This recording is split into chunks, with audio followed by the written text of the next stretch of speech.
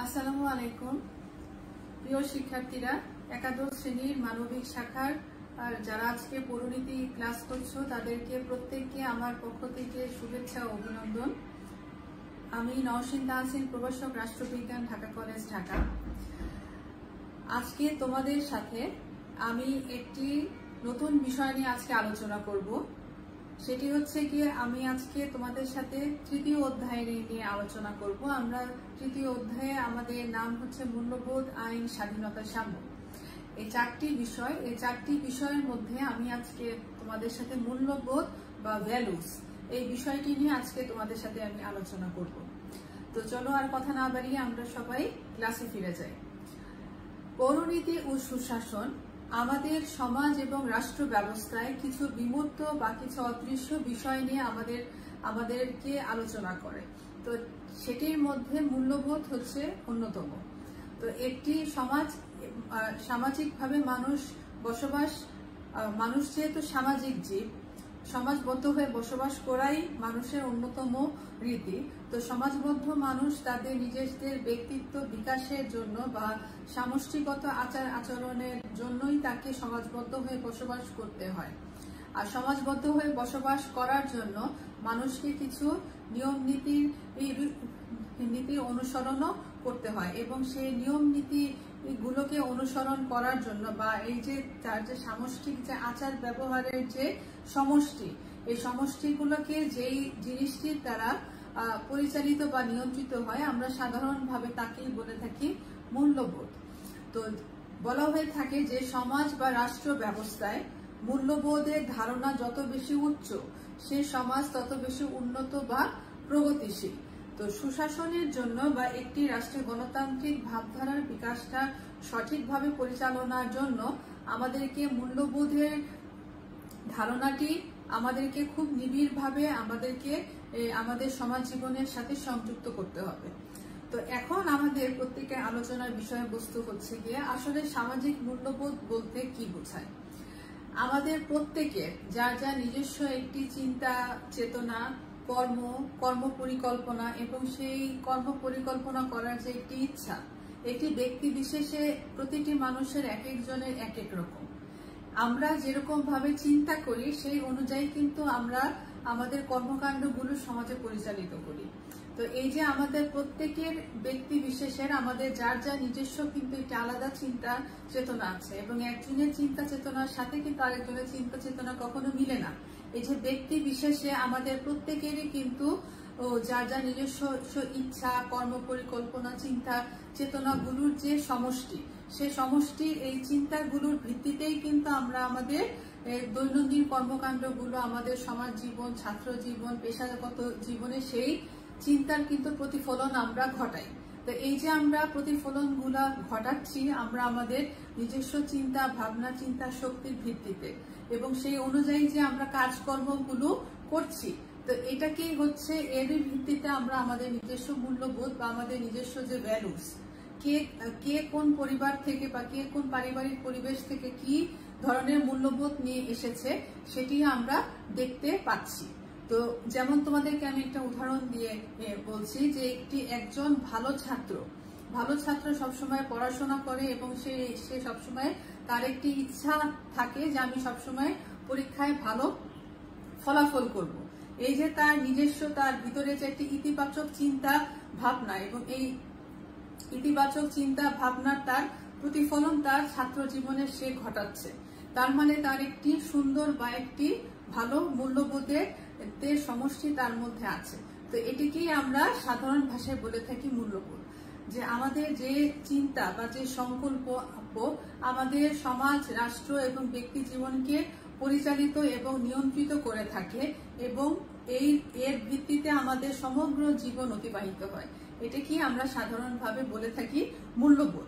তো সামাজিক মূল্যবোধ বলতে আমাদের যে সব সুন্দরতম যে সামাজিক বৈশিষ্ট্যের প্রতিফলন আমরা দেখি, যেমন শিষ্টাচার, সদাচার, সময়ানুবর্তিতা, সহনশীলতা, সহমর্মিতা, শৃঙ্খলাবোধ, সৌজন্যবোধ, এই যে সমস্ত যে সুকুমার মানবীয় গুণাবলী সমষ্টি, যেগুলো নাকি প্রত্যেকটি ব্যক্তির বিশেষে ভিন্নতর হয়ে থাকে, সেই সুকুমার মানবীয় সমষ্টির একটি সমষ্টিকে আমরা বলে থাকি হচ্ছে সামাজিক মূল্যবোধ।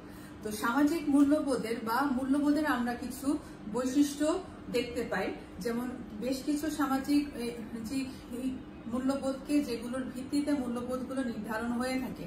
যেমন বলা হয় যে সামাজিক মূল্যবোধ হচ্ছে যে সমাজে মানুষের শ্রেণীবিভাগ করে বা সামাজিক মাপকাঠি। যেমন সমাজে মানুষের কর্মকাণ্ডের ভালো মন্দ বিচার করা, কোন ব্যক্তি ভালো কোন ব্যক্তি মন্দ, কোন ব্যক্তি ভালো কাজ করছে মন্দ কাজ করছে, মানুষের আচার ব্যবহার ধ্যান ধারণা সবকিছুই কিন্তু তার মূল্যবোধের একটি প্রতিফলন। যে ইতিবাচক চিন্তা করবে তার কর্মকাণ্ডগুলো ইতিবাচক, যে নেতিবাচক চিন্তা ভাবনা করবে তার কর্মকাণ্ডগুলো কিন্তু ঠিক একইভাবে নেতিবাচকই হবে। এজন্য সামাজিক এই মাপকাঠি বা একজন মানুষকে সামাজিকভাবে বিচার করার একটি অন্যতম মানদণ্ড হচ্ছে মূল্যবোধ। এরপর আমরা জানি যে মূল্যবোধ আমাদের মানুষের নৈতিক দিকটাকে প্রাধান্য দেয়, যে আমাদের ভিতরকার প্রত্যেকের ভিতরে যে মানবীয় গুণাবলী আছে সেটি অবশ্যই কিন্তু কোনো এর সামাজিক মূল্যবোধের বিরোধিতা করা এটা কিন্তু কখনো বেআইনি না, কিন্তু এটি হচ্ছে কি আমরা বলতে পারি যে আমাদের নৈতিক যে মানবীয় গুণাবলী তার একটি অবক্ষয় হচ্ছে কেউ যদি মূল্যবোধকে অবজ্ঞা করে। এজন্য আমাদের যে নৈতিক দিকটাকেই মূল্যবোধ প্রাধান্য দিয়ে থাকে, যেটি নাকি অদৃশ্য আমাদের প্রত্যেকের ভিতরের মানবীয় গুণাবলী, যেটি কখনো চোখে দেখা যায় না কিন্তু এটি অনুভবের বিষয়। সেই বিষয়টি নিয়ে মূল্যবোধ আলোচনা করে থাকে। মানুষের মূল্যবোধ সমাজের মানুষকে প্রত্যেককে ঐক্যবদ্ধ করতে সাহায্য করে। আমরা জানি মানুষ সামাজিকবদ্ধভাবে বেঁচে থাকার জন্য প্রত্যেকটি মানুষ একে অপরের সাহায্য সহযোগিতা সহমর্মিতা এগুলো কামনা করে, এবং এই যে কামনা করছে তার অর্থটা হচ্ছে একটি ব্যক্তি আরেকটি ব্যক্তির সাথে বা ব্যক্তিবর্গের সাথে বা গোষ্ঠীর সাথে সে একটি সম্বন্ধ তৈরি করতে যাচ্ছে, এবং এই সম্বন্ধের ভিত্তিতে কিন্তু প্রত্যেকটি মানুষের ব্যক্তি জীবন বা সামাজিক জীবন কিন্তু পরিচালিত বা নিয়ন্ত্রিত হয়ে থাকে। এরপর আমরা জানি যে মূল্যবোধ আসলে ব্যক্তি বিশেষে বা সময় বিশেষে বিভিন্নতর হয়ে থাকে। যে সাধারণত দেখা যায় যে দেশ জাতি প্রকৃতি সমাজ ব্যবস্থা সবকিছুর ভেদেই কিন্তু মূল্যবোধ বিভিন্ন রকম হয়ে থাকে। যেমন যে সকল উন্নত দেশের মূল্যবোধ বা ধ্যান ধারণাগুলো রীতিনীতি চালচলনগুলো এগুলো এক ধরনের, ঠিক আমাদেরও যে সকল দেশ উন্নয়নশীল দেশ তাদের রীতিনীতি চালচলন খাদ্যাভ্যাস এক এক ধরনের। আবার যারা একেবারেই দরিদ্র তাদের মূল্যবোধ বা চালচলনগুলো এগুলো কিন্তু পুরোপুরি ভাবে ভিন্নতর, এবং এটা ব্যক্তি বিশেষে ভিন্ন হয়ে থাকে। মূল্যবোধ কিন্তু পরিবর্তনশীল, এটি কখনো স্থির না। কারণ আমরা বলতে পারি যে এক সময় যে হিন্দুদের সতীতা প্রথা, আবার আমাদের এক সময় ছিল বাল্য বিবাহ, যেটি নাকি এক সময় গ্রাম বাংলায় সারা বাংলাদেশে একটি ভয়াবহ রূপ ধারণ করেছিল, কিন্তু সেটি এক সময় ছিল, কিন্তু আস্তে আস্তে সেই দিক থেকে আমরা পরিবর্তিত হয়ে আসছি। আমাদের চিন্তা ভাবনাগুলো বা মানসিক যে ধ্যান ধারণাগুলো সেগুলো আসলে পরিবর্তন ঘটছে, এবং এটি সময়ের সাথে সাথে মূল্যবোধগুলোর পরিবর্তন হয়। মূল্যবোধ কখনো আমরা একটি মূল্যবোধ কখনো সব সময়ের জন্য আমরা দেখে থাকি বা দেখবো এ ধরনের কখনো হয় না। এই জন্য মূল্যবোধগুলো স্থান কাল পাত্রভেদে পরিবর্তন হয়ে থাকে। তো মূল্যবোধের গণতান্ত্রিক মূল্যবোধগুলো আমাদের মধ্যে জাগ্রত করতে হলে আমাদের কিছু উপাদানের প্রয়োজন। কোন কোন উপাদানগুলো আমাদের মধ্যে তৈরি করলে আমরা বলতে পারি যে আমাদের মধ্যে গণতান্ত্রিক মূল্যবোধের বিকাশ লাভ হয়েছে, সেই বিষয়গুলো নিয়ে এখন তোমাদের সাথে আমি আলোচনা করব। যে আমাদের মধ্যে নীতি এবং অস্তিত্ব বোধের বিকাশ সাধন করাতে হবে। তো সমাজে মানুষ একটি সুস্থ স্বাভাবিক পরিবেশে এবং একটি সুন্দর রাষ্ট্রীয় পরিবেশের মধ্যে বসবাস করতে আগ্রহী। তো এই যে আমাদের নৈতিকতার সাথে মূল্যবোধের একটি ঘনিষ্ঠ সম্পর্ক রয়েছে। আমরা প্রত্যেকেই জানি কোনটি সমাজ এবং রাষ্ট্রের জন্য ইতিবাচক এবং কোনটি সমাজ এবং রাষ্ট্রের জন্য নেতিবাচক দিক। তো যে বিষয়গুলোকে ইতিবাচক দিক সেই বিষয়গুলোকে মেনে আমরা যদি সেই অনুযায়ী আমরা কাজ করি, তার অর্থ এই যে আমাদের মধ্যে নীতি এবং যে ঔচিত্য বোধ বা কোনটি করা উচিত তার একটি বিকাশ সাধন হয়েছে। আর কেউ যদি তার নিজের মানসিক দিক থেকে বা তার নৈতিক গুণাবলীর ভালো থাকার পরও সে যদি খারাপ কাজের দিকে আগ্রহ প্রকাশ করে, তখন আমরা বলতে পারি যে তার নৈতিক মূল্যবোধের অবক্ষয় হয়েছে, মানে সে খারাপ দিকে সে পরিচালিত হচ্ছে। তো এজন্য মূল্যবোধ আমাদের নীতি ও ঔচিত্য বোধ সম্বন্ধে আমাদের শিক্ষা দেয়, কোনটা আমাদের নীতিগত দিক থেকে কোনটা ঠিক এবং কোনটা আসলে উচিত এবং অনুচিত তার একটি পার্থক্য নির্দেশ করতে আমাদের মূল্যবোধ আমাদের শিক্ষা দিয়ে থাকে। সামাজিক ন্যায়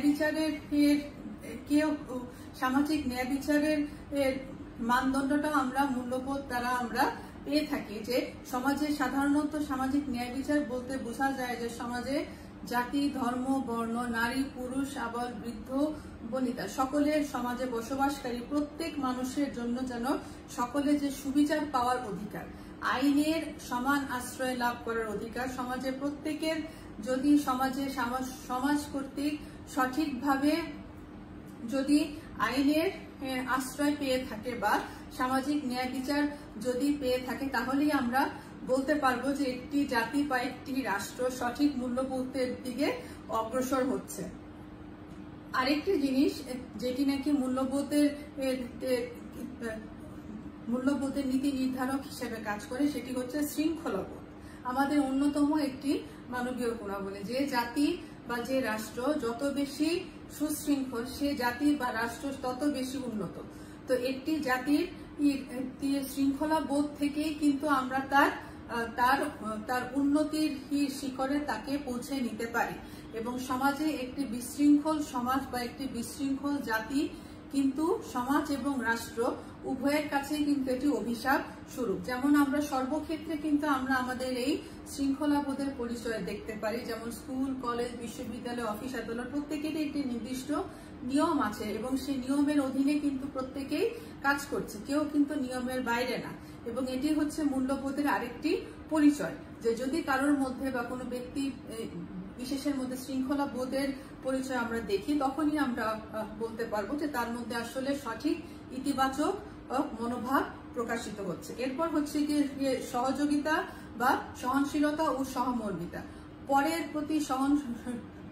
প্রতি সহনশীল থাকা, এর অর্থ হচ্ছে গিয়ে একজন ব্যক্তি আরেকজন ব্যক্তির প্রতি সহনশীল থাকতে হবে, প্রত্যেকের মতামতকে শ্রদ্ধা করতে হবে, অন্যের মতামত বা অন্যের মনোভাবকে সহ্য করার মতো বা শোনার মতো মানসিকতা থাকতে হবে, অনেক বেশি ধৈর্যশীল থাকতে হবে এবং সকলের তরে সকলের আমরা প্রত্যেকের আমরা পরের তরে। এই যে একটি সহমর্মিতাকে প্রতিষ্ঠিত করবার যে একটি স্লোগান, সেই স্লোগানটাকে সমাজ এবং রাষ্ট্র সকল ক্ষেত্রে সমানভাবে তাকে প্রতিষ্ঠিত করতে হবে। মূল্যবোধকে নির্ধারণ করতে হলে আমাদের শ্রমের মর্যাদা দিতে হবে। পৃথিবীতে কোনো শ্রমিক কখনো কিন্তু ছোট করে দেখা নাই। একজন দিনমজুরের শ্রম থেকে শুরু করে একজন বড় ব্যবসায়ী শ্রম, প্রত্যেকের শ্রম দেওয়ার ধরন হয়তো ভিন্ন, কিন্তু প্রত্যেকেই কিন্তু সমাজের জন্য কিন্তু কন্ট্রিবিউশন করছে। তো এই বিষয়টিকে মাথায় রাখতে হবে এবং প্রত্যেকে যার যার স্বার্থ, সামর্থ্য এবং যোগ্যতা অনুযায়ী কিন্তু সমাজের জন্য কিন্তু কন্ট্রিবিউশন করছে। তো এই জন্য প্রত্যেকেরকে তার যার যার নিজস্ব শ্রমের মর্যাদা প্রদান করতে হবে। আমাদের মধ্যে, রাষ্ট্রের মধ্যে, ব্যক্তির মধ্যে, জাতির মধ্যে আইনের শাসন প্রতিষ্ঠা করতে হবে। আমরা যখন সুশাসন পড়িয়েছিলাম তখন আমি বলেছিলাম যে আইনের শাসন বলতে বোঝানো হয় যে এমন একটি ব্যবস্থা যে প্রত্যেকেই আইনের অধীনে, কেউ আইনের বাইরে নয় এবং শাস্তিমূলক এবং কেউ দোষী সাব্যস্ত না হলে কারোর বিরুদ্ধে কোনো শাস্তিমূলক ব্যবস্থা গ্রহণ করা যাবে না। এটি হচ্ছে আইনের শাসন প্রতিষ্ঠা করবার নীতি।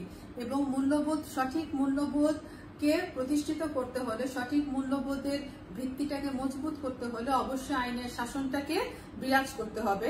এছাড়া নাগরিকদের মধ্যে সচেতনতা বোধ বাড়াতে হবে এবং কর্তব্যবোধ। প্রত্যেকটি নাগরিক তার নিজস্ব অধিকার এবং দায় দায়িত্ব সম্পর্কে সচেতন থাকবে। রাষ্ট্র তাকে যে সকল দায় দায়িত্বগুলো দিয়েছে সেগুলো অবশ্যই তাকে পালন করতে হবে। ঠিক একইভাবে রাষ্ট্র তাকে যে সকল অধিকারগুলো ভোগ করার জন্য অনুমতি দিয়েছে, সেই অধিকারগুলো সম্পর্কেও তাকে সচেতন হতে হবে। তো একজন সচেতন এবং একজন দায়িত্বশীল নাগরিক, যাকে আমরা বলি সুনাগরিক, সে তার নিজের অধিকার সম্পর্কে সচেতন থাকে এবং সাথে সাথে সে কিন্তু দেশের জন্য কিন্তু কাজ করে। তো এই সকল উপাদানগুলো অবশ্যই মূল্যবোধের নির্ধারক বা আমরা মূল্যবোধের বিচার করার আমরা একটি ভিত্তি হিসেবে আমরা বলতে পারি। তো এখন আমরা আলোচনা করব যে আসলে মূল্যবোধকে আমরা বিভিন্ন রকম শ্রেণীতে ভাগ করে থাকি। মূল্যবোধ বিভিন্ন রকম হয়ে থাকে, যেমন এখানে 7 ধরনের মূল্যবোধের কথা আমরা আলোচনা করেছি। প্রথমটি হচ্ছে আমাদের সামাজিক মূল্যবোধ। সামাজিক মূল্যবোধ হচ্ছে সেই ধরনের একটি মূল্যবোধ যে চিন্তা ভাবনা, লক্ষ্য, উদ্দেশ্য, সংকল্প বা আমাদের মানসিক যে ধ্যান ধারণা, যেটি নাকি আমাদের সমাজ এবং পারিবারিক জীবনকে নিয়ন্ত্রিত করে, সেটিকে আমরা বলতে পারি যে সামাজিক মূল্যবোধ। যেমন আমরা সমাজে বসবাস করতে গেলে আমরা আমাদের পরিবার, পরিজন, আত্মীয় স্বজন, কর্মক্ষেত্র এবং ছাত্র জীবন প্রত্যেকটি ধাপে আমরা এক এক ধরনের মূল্যবোধের আমরা পরিচয় দিয়ে থাকি এবং যদি আমরা এই মূল্যবোধগুলোর যদি আমরা লক্ষ্য করি, তাহলে আমাদের দেখব যে এই মূল্যবোধগুলো আমরা পালন করি এজন্য কারণ আমাদের প্রত্যেকের মধ্যে শিষ্টাচার, সততা, ন্যায়পরায়ণতা, সহনশীলতা, ব্যক্তি স্বাধীনতা, সহমর্মিতা, শৃঙ্খলাবোধ এবং এই বিষয়গুলোর যে সুকুমার বৃত্তি যেটি আমরা দেখে থাকি, সেটি কিন্তু আসলে এই সামাজিক মূল্যবোধেরই কিন্তু একটি অংশ। এবং আমরা সমাজে বসবাস করতে হলে আমরা প্রত্যেকে একজনের প্রতি সহযোগিতামূলক মনোভাব থাকে, সহনশীলতা মনোভাব থাকে। আমাদের পারিবারিক ভাবে ঠিক একই ভাবে আমরা যখন স্কুল কলেজে যাই, তখন আমাদের বন্ধু বান্ধবদের সাথেও কিন্তু আমাদের এই মূল্যবোধটারই কিন্তু চর্চা হয়। এটাকে আমরা বলি সামাজিক মূল্যবোধ। তো আমরা সমাজে বসবাস করতে হলে, সামাজিক জীব হিসেবে থাকতে হলে আমাদের এই সকল মানবীয় গুণাবলী আমাদের থাকতে হবে। এরপরে আমরা দেখি সেটি হলো রাজনৈতিক মূল্যবোধ। রাজনৈতিক মূল্যবোধ হচ্ছে সেই ধরনের মূল্যবোধ যে সকল চিন্তা, চেতনা, লক্ষ্য, সংকল্প আমাদের সমগ্র রাজনৈতিক জীবনকে নিয়ন্ত্রিত করে বা পরিচালিত করে আমরা বলতে পারি। যেমন সকলের প্রতি, রাজনৈতিক দলগুলোর প্রতি সহনশীল থাকা, শিষ্টাচার, সৌজন্যতা বোধ, দায়িত্বশীলতা, সরকারকে, রাজনৈতিক দলগুলোকে একটি দায়িত্বশীলতার নীতিতে অনুসরণ করার, রাজনৈতিক জবাবদিহিতার মানসিকতা তৈরি করা। এছাড়া বিরোধী দলের বিপরীতে বা বিরোধী দলের বিপক্ষে যে কোনো বৈরী মতামত বা মনোভাব প্রকাশ করা থেকে বিরত থাকা, সংখ্যালঘুদের নির্যাতন নিপীড়ন না করা, সকলের মতামতকে শ্রদ্ধা প্রদর্শন করা, রাজনৈতিক দলগুলোর মধ্যে স্থিতিশীলতার মানসিকতা তৈরি করা। এই যে আমাদের রাজনীতিকে একটি সঠিক পথে বা একটি শান্তিপূর্ণ পরিস্থিতিতে নিয়ে যেতে হলে আমাদের নিজেদের মধ্যে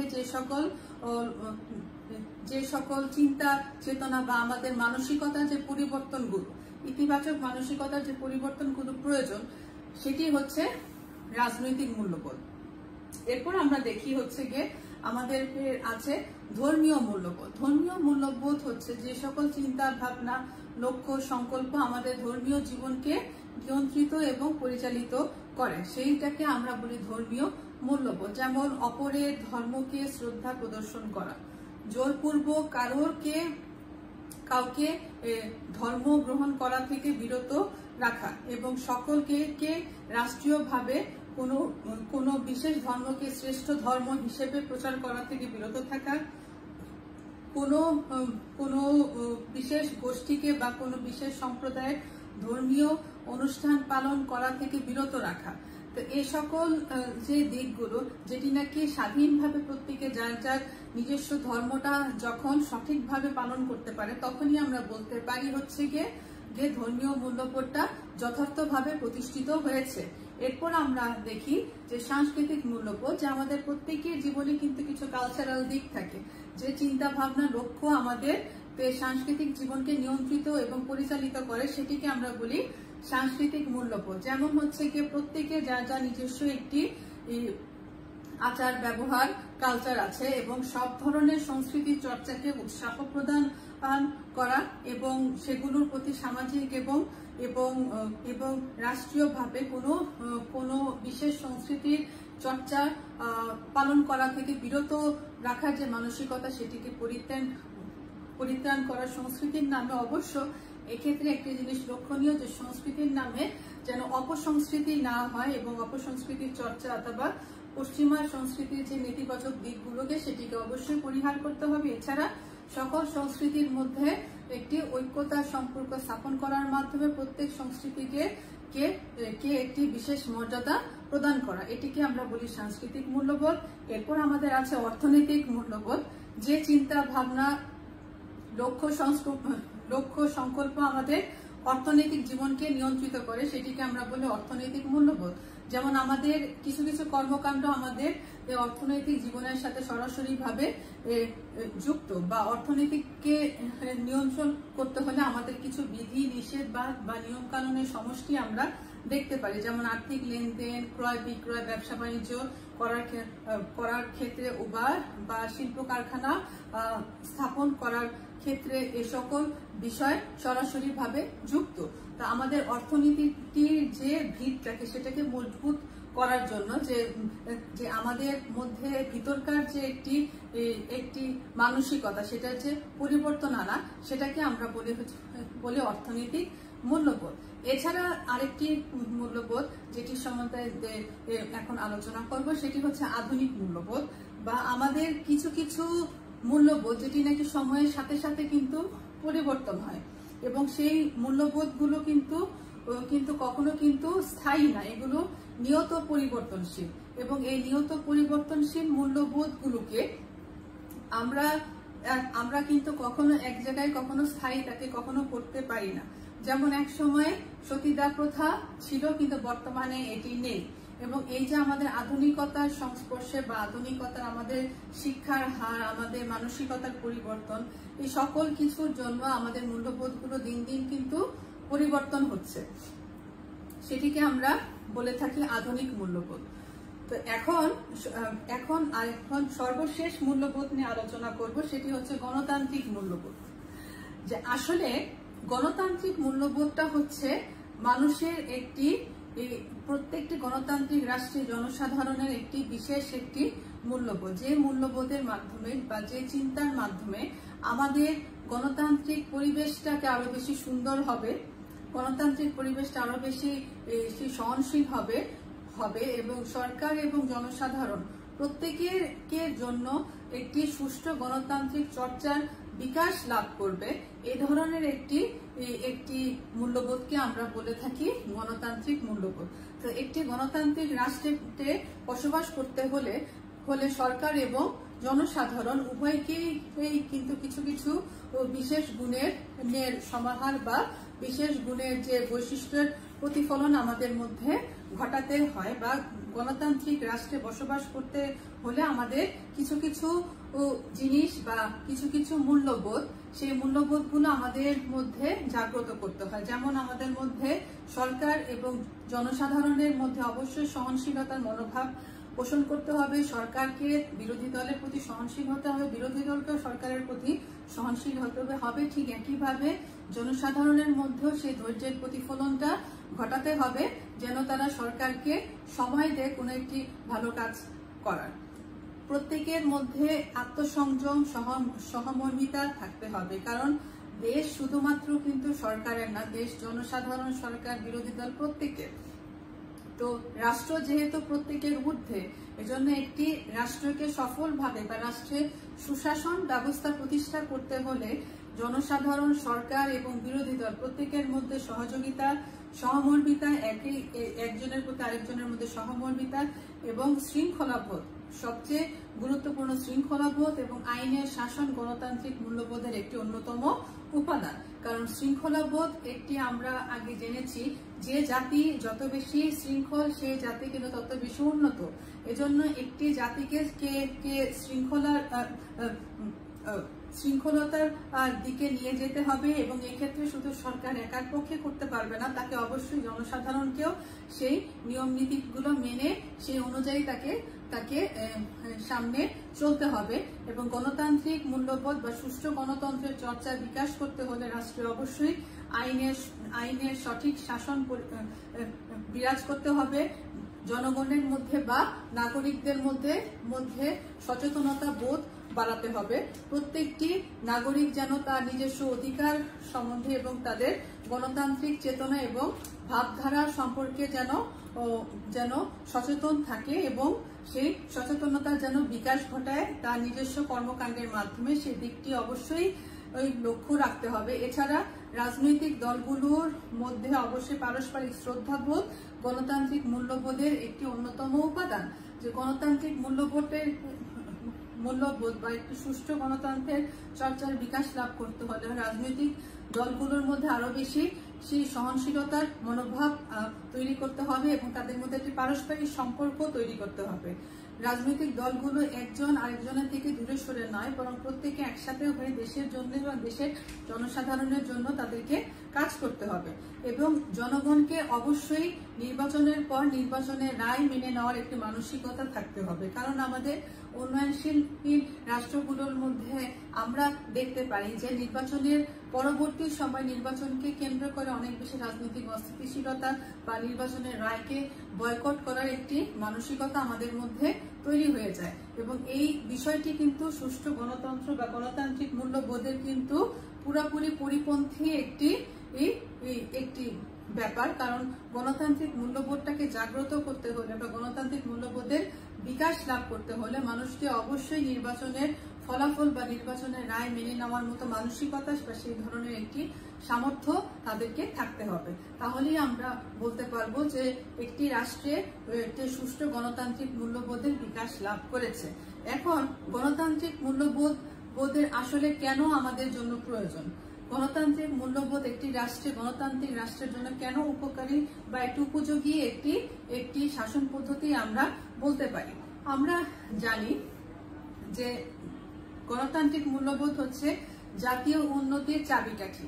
একটি জাতিকে উন্নতির শিখরে নিয়ে যেতে হলে অবশ্যই সুষ্ঠু গণতন্ত্রের চর্চা করতে হবে এবং গণতন্ত্রের বিকাশ সাধন করতে হবে। সুষ্ঠু গণতন্ত্রের চর্চা ছাড়া কখনো জাতি উন্নতির শিখরে কখনো পৌঁছতে পারে না।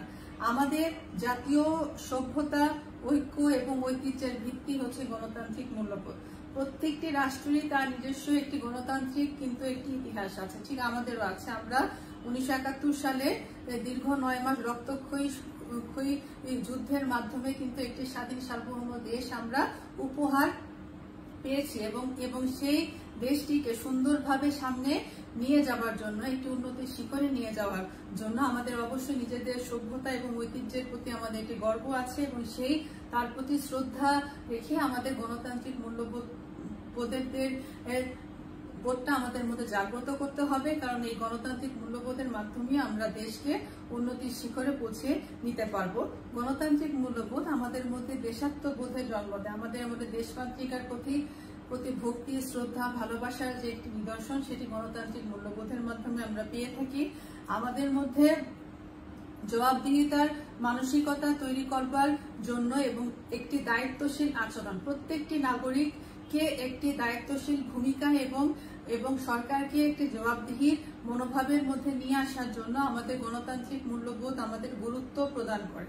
কারণ গণতান্ত্রিক মূল্যবোধ গণতন্ত্রের সব ইতিবাচক মূল্যবোধ নিয়ে আলোচনা করে এবং সব ইতিবাচক মূল্যবোধের মধ্যেই কিন্তু আছে সরকার এবং জনসাধারণ উভয়কে দায়িত্বশীল এবং জবাবদিহি করতে হবে। এছাড়া আমাদের যে সামাজিক বন্ধন বা আমাদের জাতীয় ঐক্য যেটি আছে, আমরা নিজেদের একটি পারিবারিক ভাবে যেমন আমরা একটি বন্ধনে আবদ্ধ, ঠিক আমরা রাষ্ট্রীয়ভাবে কিন্তু আমরা একটি বন্ধনে আবদ্ধ। সেটি হচ্ছে আমরা প্রত্যেকে বাংলাদেশের নাগরিক বা প্রত্যেকে একটি জাতির একটি নাগরিক এবং এই যে আমাদের একটি বিশাল বন্ধন, সেই বন্ধনের মাধ্যমে কিন্তু আমাদের জাতীয় ঐক্য তৈরি করতে বা নিজ দেশের প্রতি কিন্তু আমাদের ভক্তি বা শ্রদ্ধা তৈরি করতে কিন্তু আমাদের সাহায্য করে। এছাড়া আমাদের অনেক বেশি উদার এবং সহনশীল হতে শিক্ষা দেয়। কারণ আমাদের মধ্যে যখন সুকুমার সব মানবীয় গুণাবলীর বিকাশ ঘটবে, তখন কিন্তু কেউ আর কখনো হিংস্র মানসিকতা নিয়ে কিন্তু থাকতে পারবে না। প্রত্যেকে কিন্তু উদার এবং অপরের প্রতি কিন্তু সহনশীল তাকে হতেই হবে, এবং গণতান্ত্রিক মূল্যবোধ আমাদের সেই বিষয়টি নিয়ে আমাদের শিক্ষা দেয়। এছাড়া আমাদের নিয়মতান্ত্রিক উপায়ে যে সরকার পরিবর্তন, সরকারের প্রত্যেকের যার যার একটি নির্দিষ্ট একটি মেয়াদ আছে, একটি সময়সীমা আছে, এবং সেই সময়সীমা অতিক্রম করার পরে পরবর্তীতে আবার নির্বাচন হবে এবং আরেকটি নির্বাচিত সরকার রাষ্ট্রীয় ক্ষমতায় আসবে। এবং এই যে একটি নিয়মতান্ত্রিক উপায়, সেই নিয়মতান্ত্রিক উপায়ের প্রতি রাষ্ট্রের সরকার এবং জনসাধারণ উভয়কে শ্রদ্ধা প্রদর্শন করতে হবে। গণতান্ত্রিক মূল্যবোধ বা মূল্যবোধ আমরা যেটিই বলি না কেন, সেটি কিন্তু সমাজ এবং রাষ্ট্র ব্যবস্থাকে একটি গণতান্ত্রিক সুষ্ঠু গণতন্ত্রের চর্চা বা বিকাশ লাভ করতে কিন্তু একটি অন্যতম উপাদান। তো গণতান্ত্রিক মূল্যবোধ একটি জাতিকে একটি জাতিতে অবস্থিত যে সকল জনসাধারণ আছে, সের মধ্যে সরকার, জনসাধারণ, এরপর যারা বিরোধী দল, প্রত্যেককে কিন্তু সবসময় ভালো দিকগুলোর কিন্তু শিক্ষা দেয়। আর আমরা যারা জনসাধারণ, আমাদেরকে অবশ্যই সেই নেতিবাচক দিকগুলোকে পরিহার করে মূল্যবোধে সেই ইতিবাচক দিকগুলোর দিকে আমরা যেন ধাবিত হই, সেই বিষয়টি আমাদের খেয়াল রাখতে হবে। কারণ নেতিবাচক দিকগুলো আমাদের সবসময় আকর্ষণ করবে, কিন্তু এগুলিকে পরিহার করে আমাদের অবশ্যই মূল্যবোধের ইতিবাচক দিকগুলো আমাদেরকে দেখতে হবে, এবং তাহলে একটি দেশ এবং একটি জাতি একটি সুন্দর গণতান্ত্রিক রাষ্ট্রে পরিণত হতে পারবে। তো ধন্যবাদ সবাইকে। আগামী ক্লাসে অন্য একটি বিষয় নিয়ে আলোচনা করব। সবাই ভালো থাকুন।